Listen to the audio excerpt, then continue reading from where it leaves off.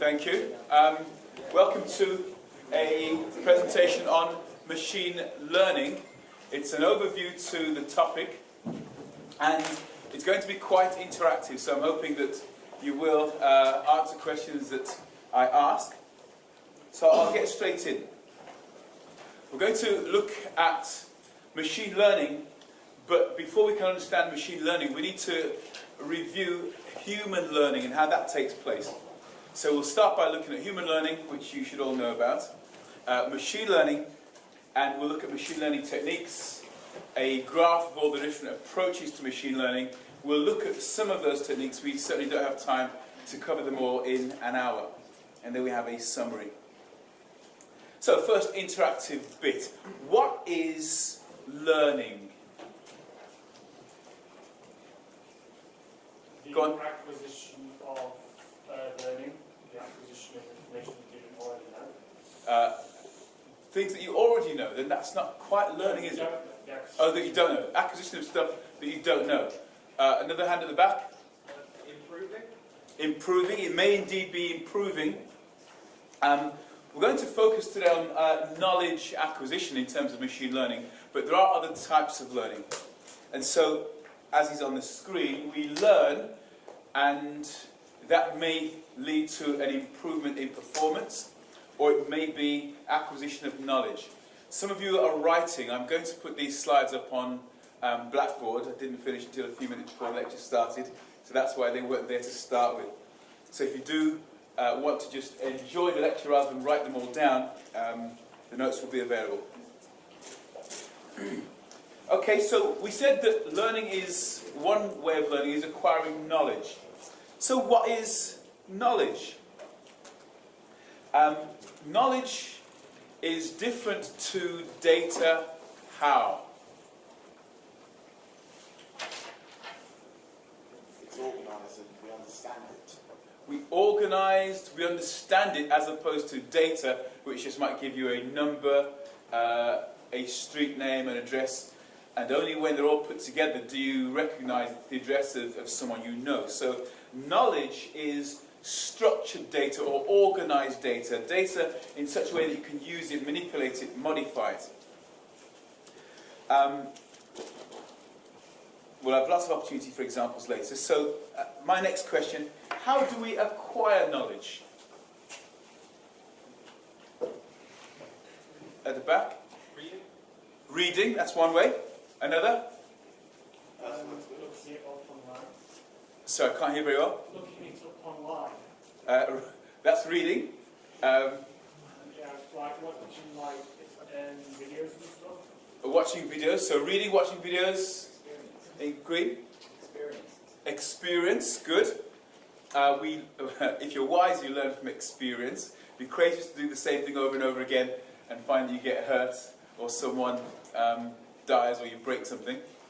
Through communication. Sorry? Through communication. Through good communication. So we learn through good communication. I guess you're talking about the teaching that you experience. At the back? Visual learning, like watching someone else do something that you don't know. Okay, so you can either watch someone else do it or you can watch it on YouTube. There are a couple of others.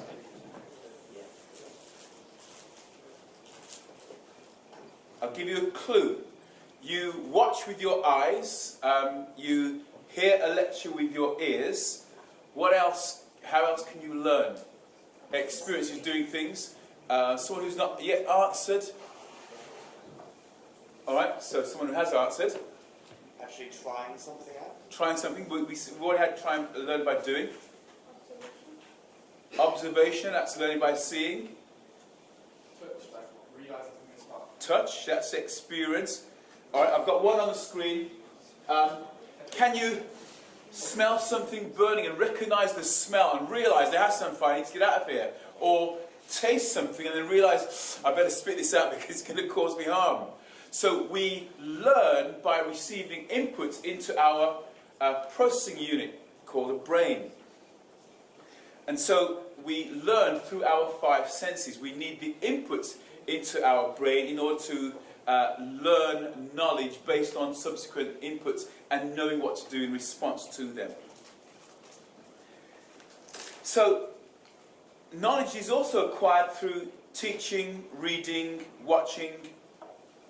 But, notice that teaching reflects learning, or learning reflects teaching. Depends which way around or where you're standing. So, your learning will reflect my teaching. But you've mentioned skills, doing things, learning by doing.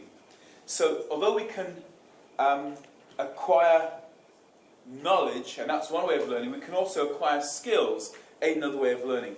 So, how are skills acquired? At the back? Practicing. Practicing, excellent. And practice is doing something again and again and again. So if you're trying to pick up a cup, well, that's got stuff in it, I won't do that. And then you press it too hard, and you pick it up and press it too hard again and break it. Is that learning? The answer is no. What do you need to learn? Not to hold it that hard. Sorry?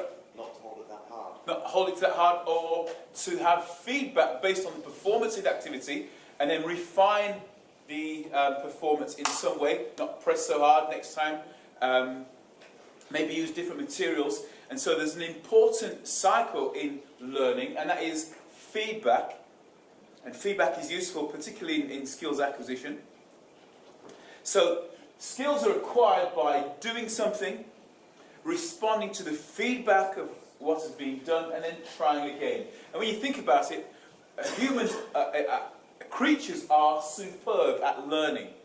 And, a baby will pick up a bottle drops, and eventually, after a short amount of time, they know how to hold the bottle, and you can see the smile on their face and the nice noises that come out because they've done it successfully. So human learning, we understand very well. There are two types of skill. One is motor skill. Before I go into that a little bit more, I want to talk about the vehicle for knowledge acquisition. What's the main vehicle for acquiring knowledge? Brain. Say that again? The brain. The brain. Yes, that's true. Wasn't what I was thinking of. Acquiring knowledge. When you learn something, what changes? You increase your... I've got a pen. Begins with V. 10-letter word. Ends with a Y. Curiosity. What was that? Curiosity. Begins with a V, not a C. Every time you learn something, you increase your vocabulary. So the vehicle for knowledge acquisition is, well, not every time you learn something, but often when you learn things, your vocabulary improves. The way in which you're able to describe those concepts improves. And so a vehicle, the main vehicle for knowledge acquisition is language. And so natural language processing is a key part of machine learning. So I was talking about two types of actions. So there are motor skills and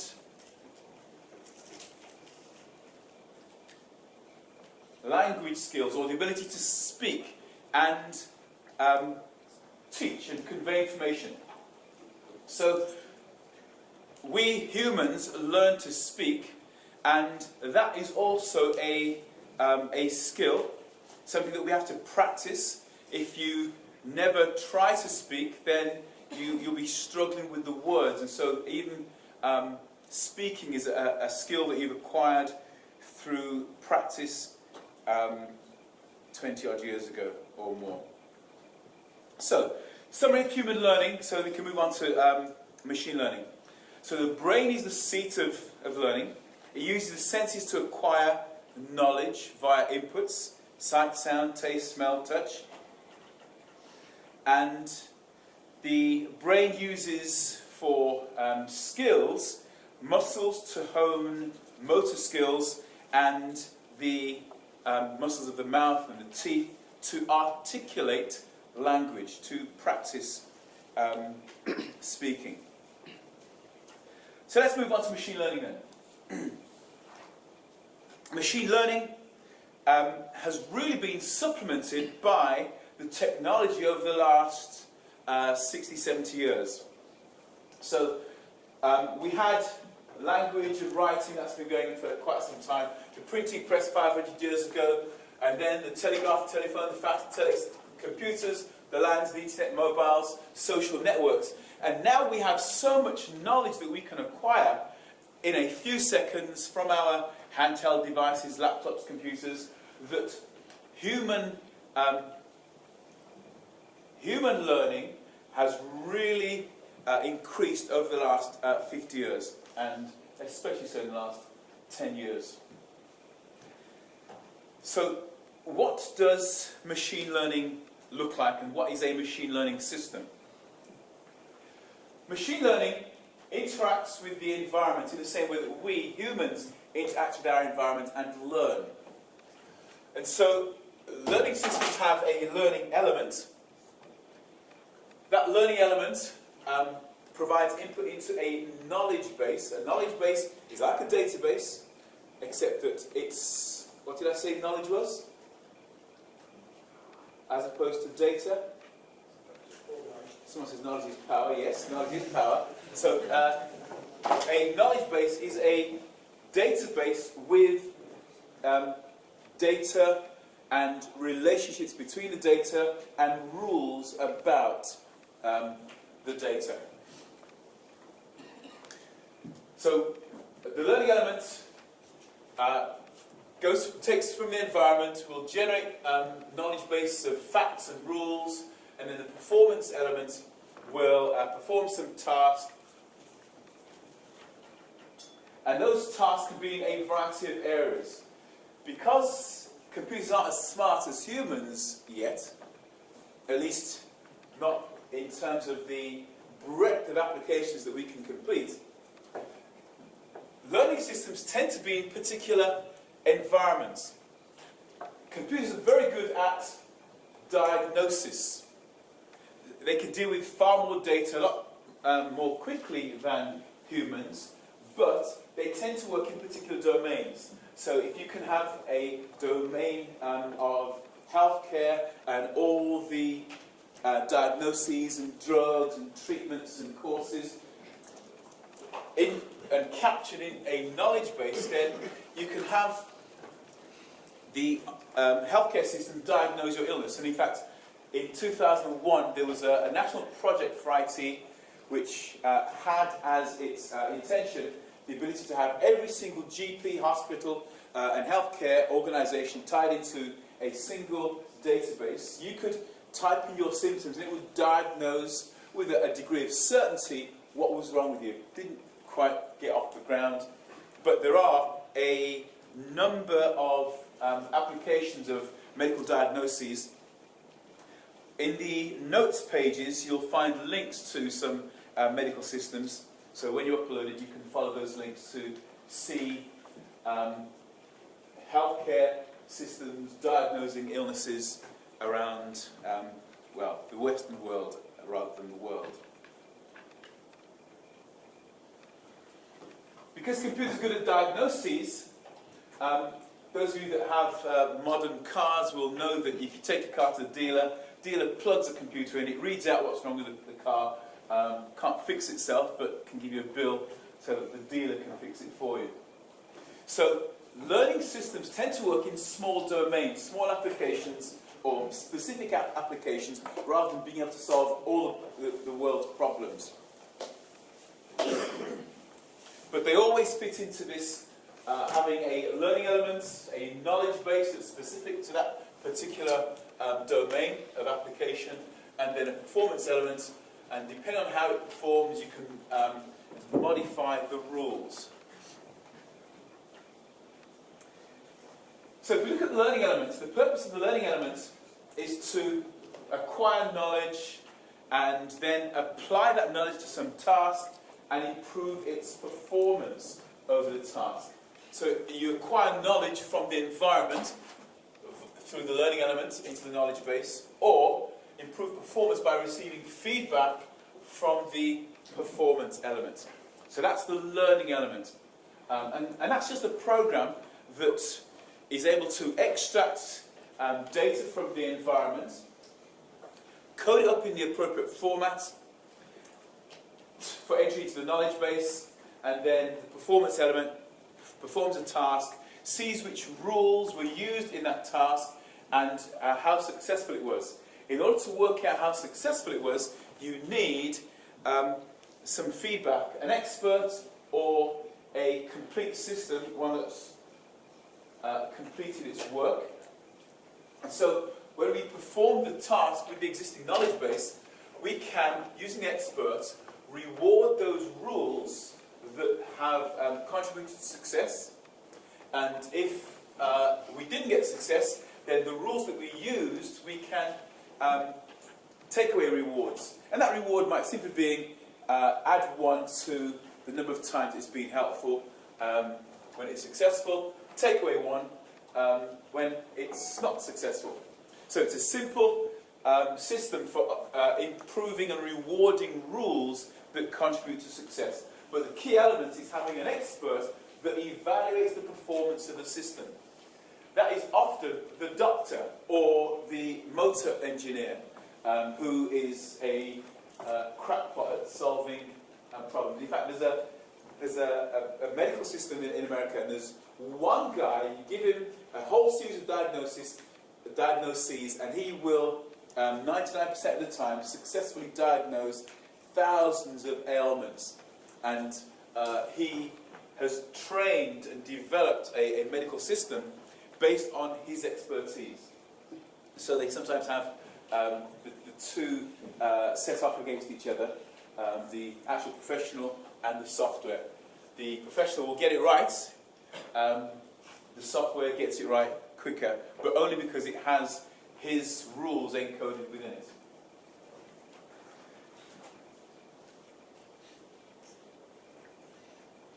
Looking at that system, which is the most important component of our learning system?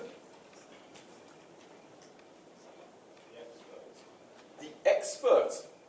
Because the expert can correct systems that do something wrong. Spot on, well done. So, for any performance improvement, for any learning to take place in a machine environment, you either need a human expert providing feedback and evaluations on the performance of the system, or you need a complete system that you're using to train your new one, and to see how the complete system performs and compare the two. So you're absolutely right. Feedback provided by an expert or a complete system is what makes a learning system, any learning system, perform. So we need feedback from our systems. So before we go into a couple of examples, the goals of machine learning are varied, and there are loads of different applications of machine learning. The goals are solution accuracy, more accurate diagnoses. We want greater coverage of problems, so more illnesses and ailments diagnosed accurately. We want to be able to complete the solutions. Instead of giving us 2 weeks to get the results back, can't we do it in a couple of hours or a couple of minutes? So efficiency is also a means of learning. And then we want, ideally, if possible, a simplification of the representation of the knowledge, so that it's not just the computer that can understand the symbolism, but also it's understandable by humans, so that we can get the machine to train the humans in the efficiencies or the greater coverage or solution accuracy.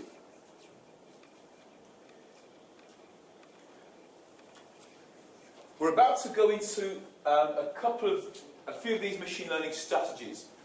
So there are a number of machine learning strategies, and machine learning is a branch of which part of computing? AI? artificial intelligence is the right answer. And you can have a course on artificial intelligence, no problem.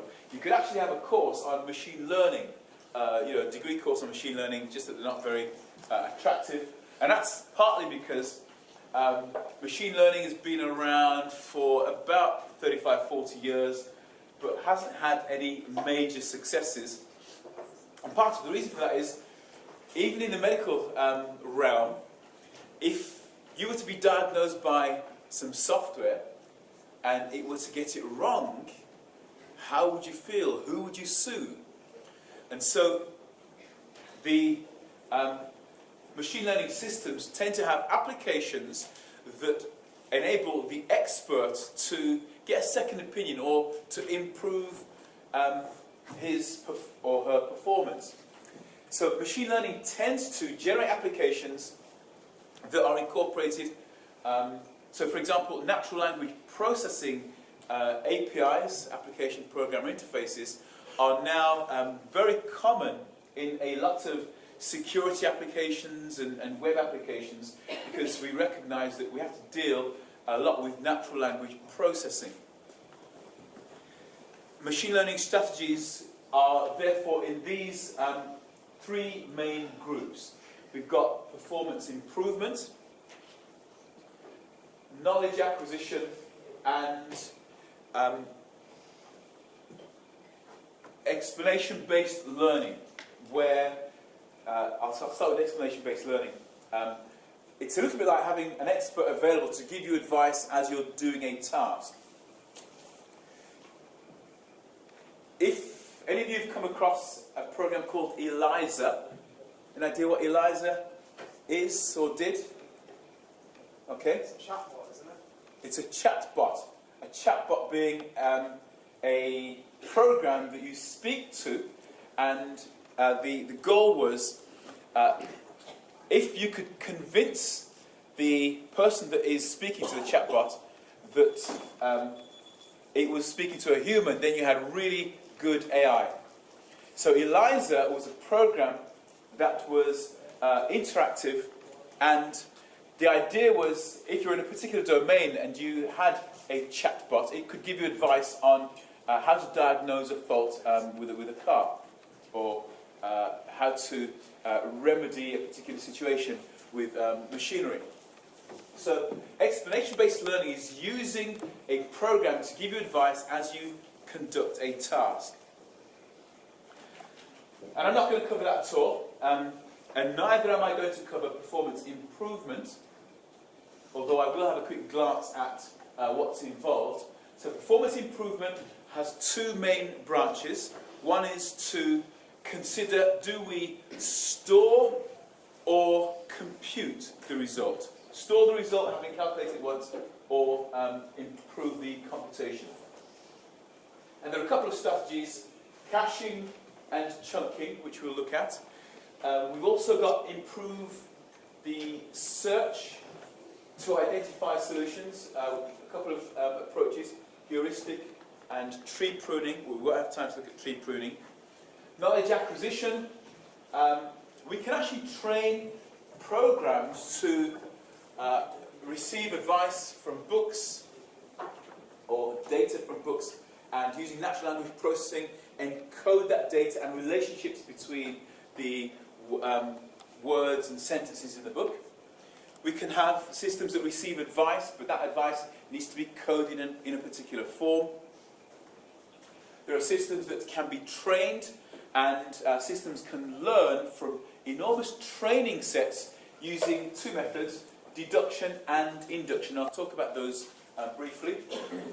We can learn through experiment, learn through analogy, and learn through experience, i.e. learning by doing.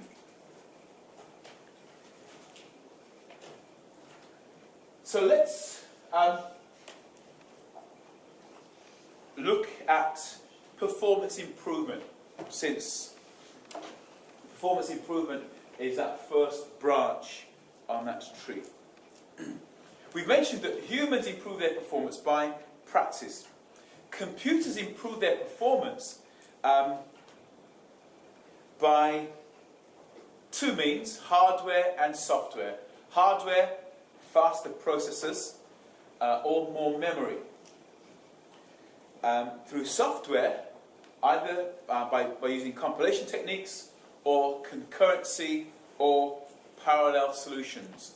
What's the difference between concurrency and parallelism? Someone who hasn't yet answered me and isn't asleep. Difference between concurrent and parallel. Alright, someone who has already answered me. Go on then. When it's parallel, you can perform multiple operations at the same time. And when it's concurrent? You have to do them one after the other. And the reason for that is?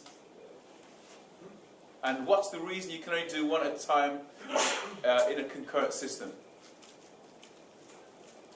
The answer is because to have parallelism, you need more than one processor. So if you've got a single processor and you allocate a small amount of time to each task, you can get a single processor to give the illusion of parallelism, but it's really working concurrently. It'll do a little bit of time on the first task, a little bit of time on the second task, a little time, and so you time slice a number of tasks. They all appear to occur in parallel. It's really concurrently on the same processor.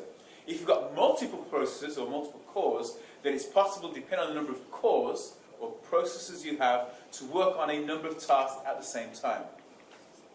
So we can improve performance using hardware and software techniques. The next thing we looked at on that diagram was the store versus compute. And it's a little bit like your times tables. I'm not going to embarrass you and ask you how many of you know your 8 times table or your 9 times table. But when I were a lad, everyone knew their times tables. And then when someone says, well, what's 9 times 7? You didn't have to do 9 plus 9 plus 9 plus 9. You could simply say 63. And so that's the dilemma that we sometimes solve. Do we store answers and then just look up a problem description and retrieve a solution, so it's a simple database lookup, or should we go through the process of computing and solving the problem? It's not always straightforward and a matter of doing the lookup, because if you're doing a task infrequently, then it might be worth saying, rather than in needing an increase in our storage requirements, we can, because it happens infrequently, process it once every 3 months, once every 8 months, once every year end. And so we want to store and retrieve solutions when they're being accessed frequently. Alright, a little exercise for you. Here's my telephone number. You have 20 seconds to remember it. 07109 876 543.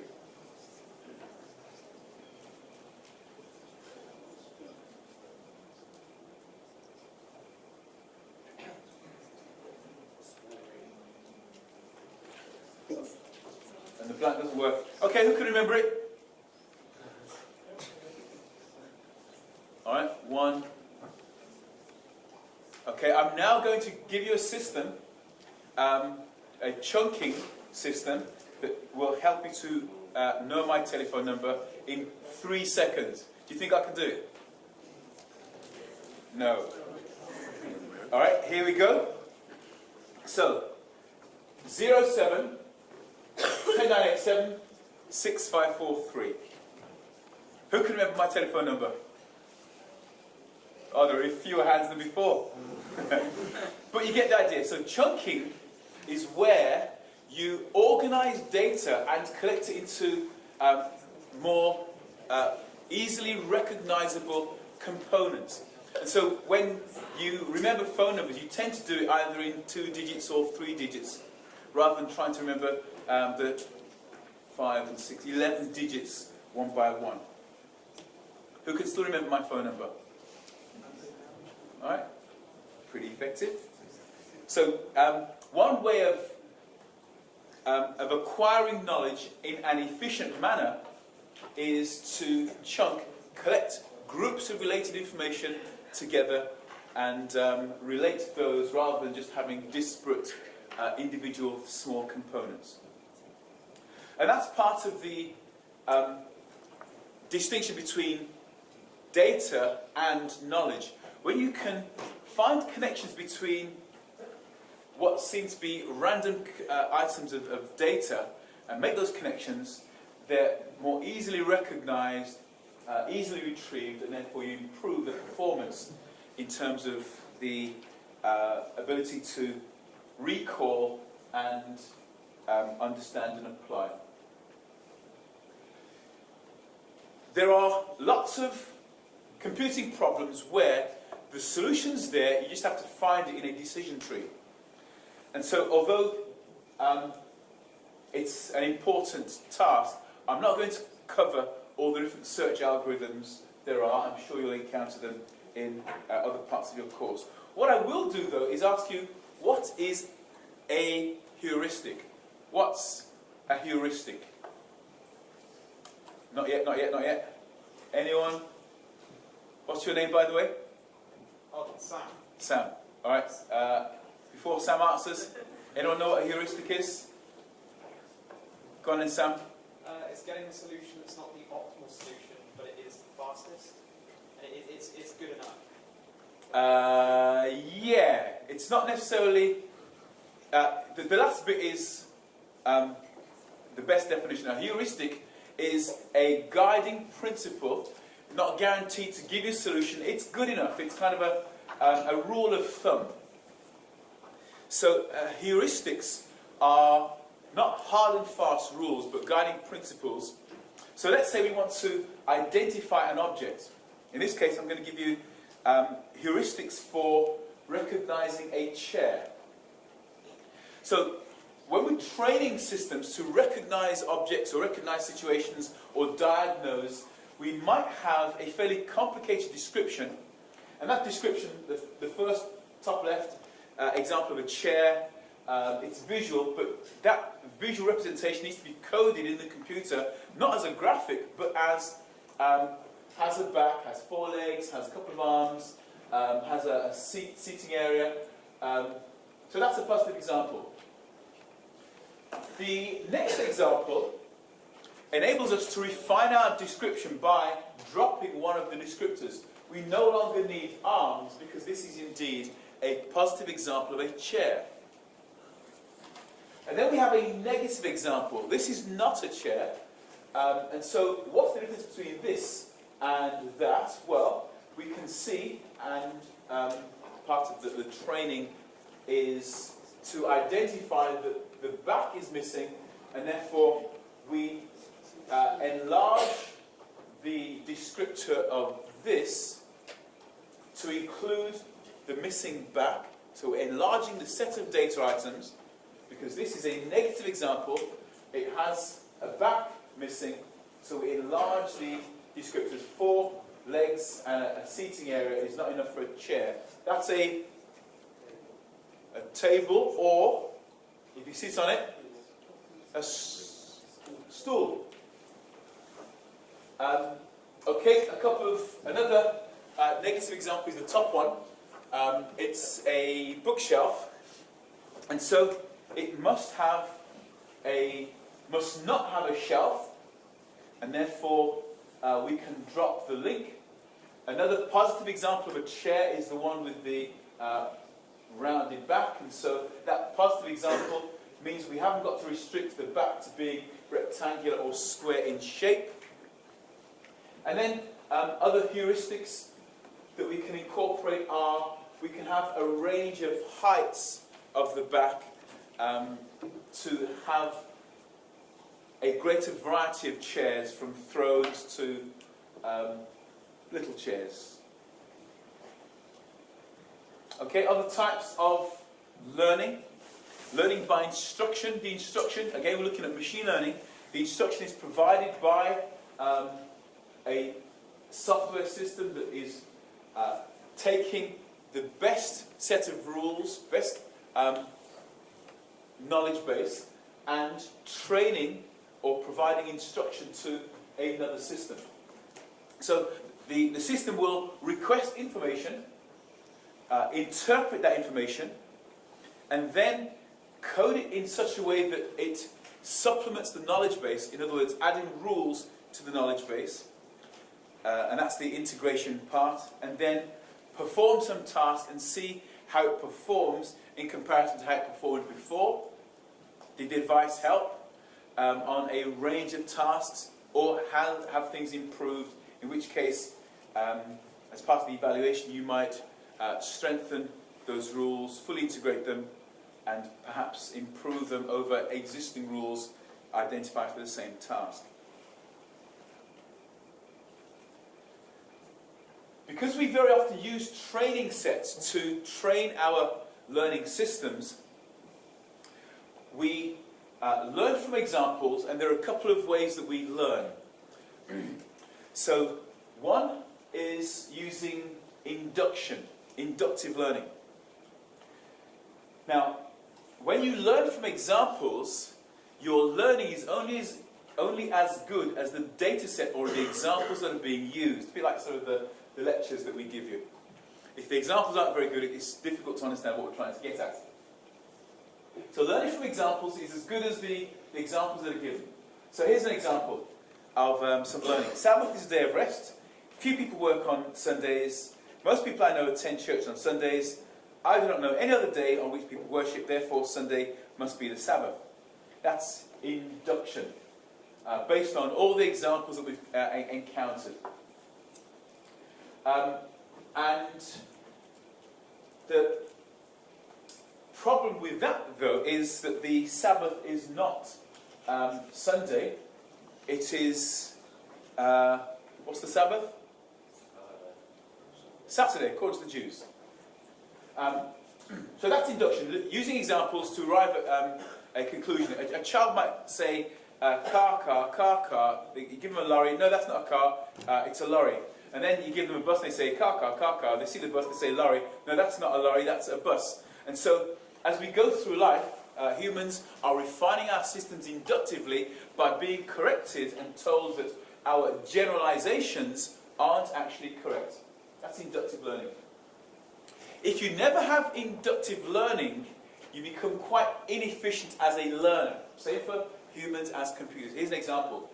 Socrates is a man. Socrates was alive. Socrates is dead. Therefore, Socrates is mortal. Plato is a man. Plato is alive. Plato is dead. Therefore, Plato is mortal. Winston Churchill is a man. Winston Churchill was alive. Winston Churchill is dead. Winston Churchill is mortal. So, if I said Carlton McDonald, is Carlton McDonald mortal?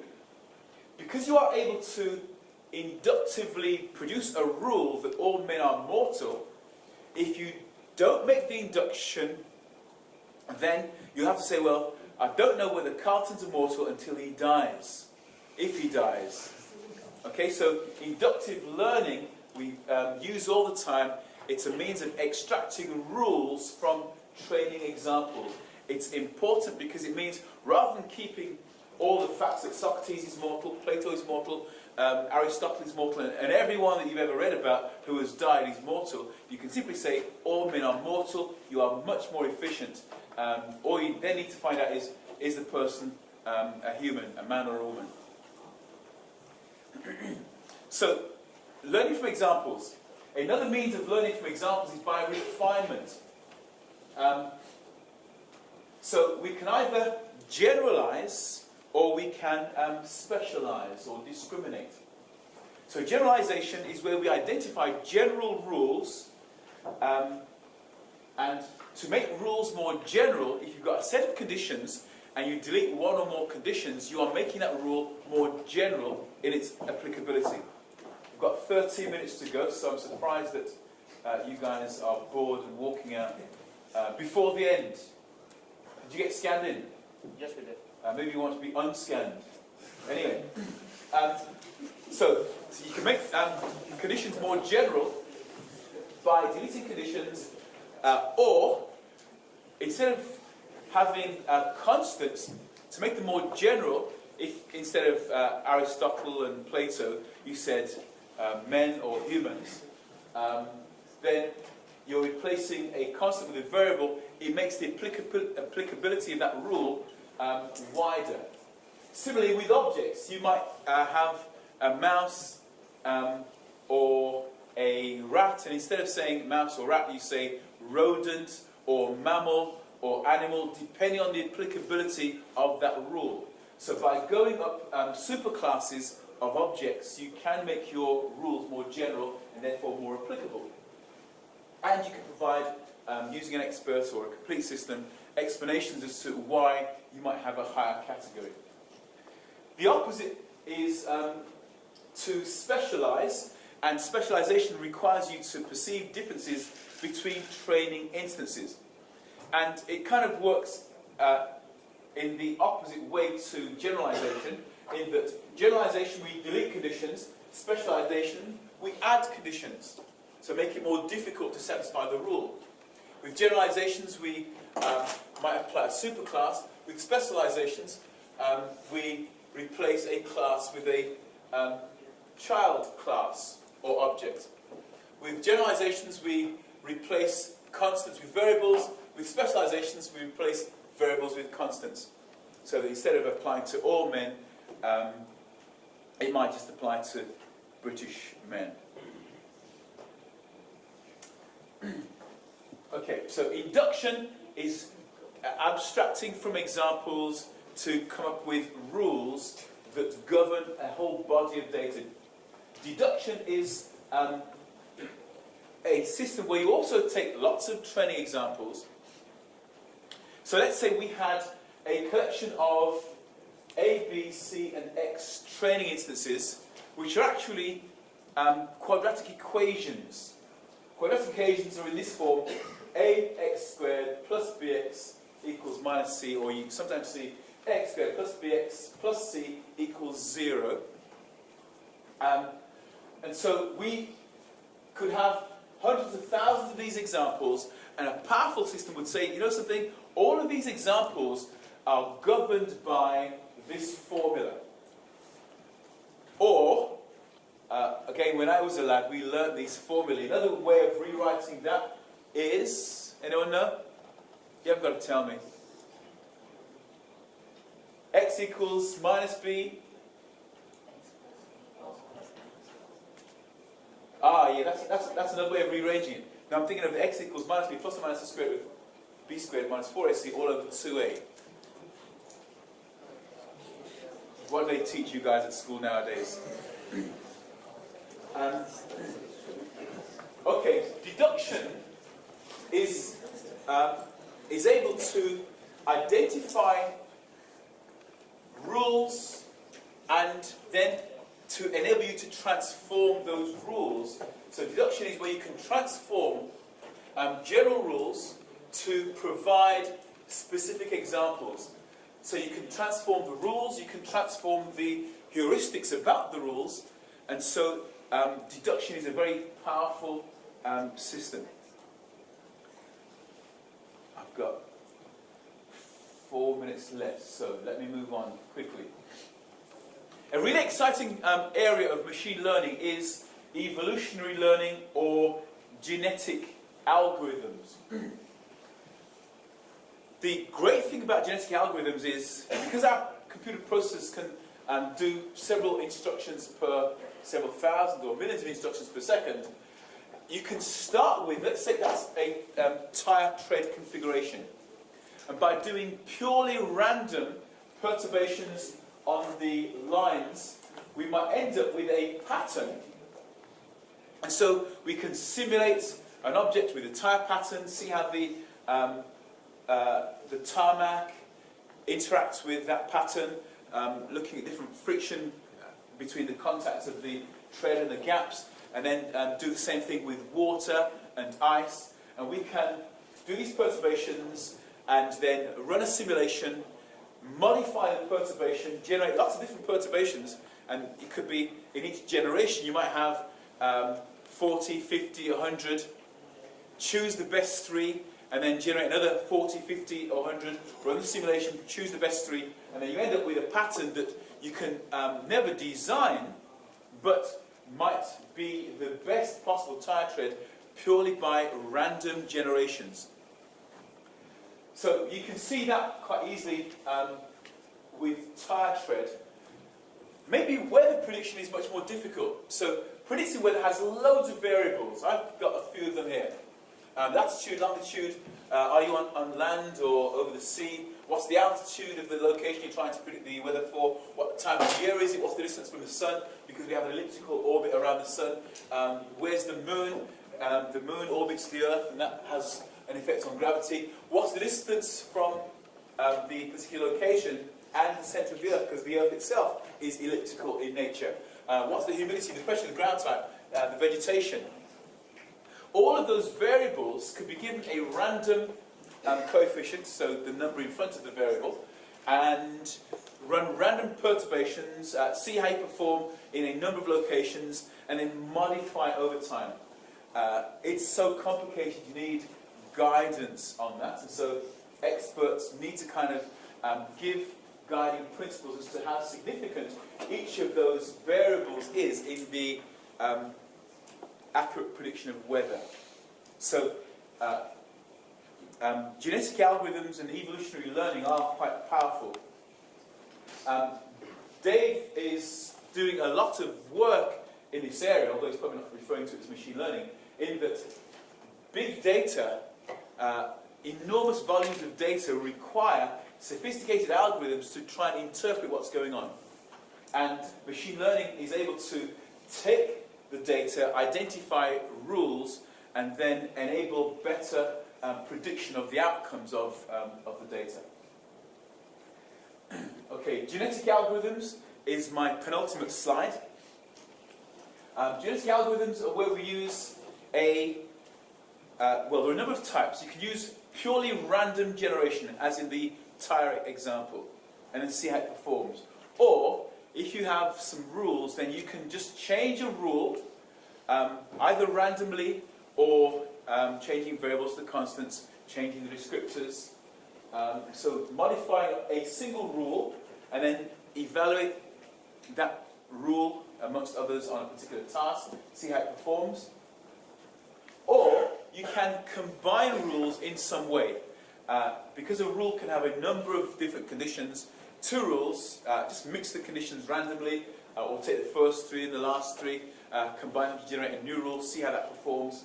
And so, although it sounds complicated, at its essence, genetic algorithms can be quite simple using random generation, mutation, and reproduction. So the process is always make a change and perform a task, evaluate the rule set on that task. We haven't quite finished yet, so just 2 more minutes of patience, please. And then repeat the operation, making changes. So to summarize, and I thank you for your patience, I wanted it to be more interactive than it actually was. So machine learning research it's still active. It's not as active as it was 30 years ago when I was first in it. Research tends to be applied to particular domains. If you are interested in it, you need to be a good programmer, or you simply manage someone who's a good programmer. Because like most things in computing, the real developments are in the area of products, and software is how we make our flexible products.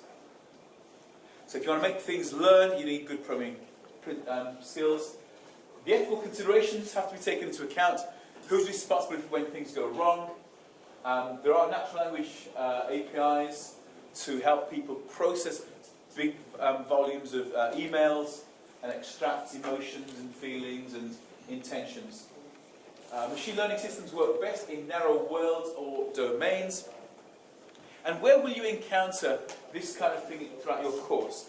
Well, in data analytics, when you're analysing enormous data sets, in games and the AI of characters, forensic analysis, big volumes of data trying to attack a system, and healthcare data sets. So with 3 minutes to go, any questions?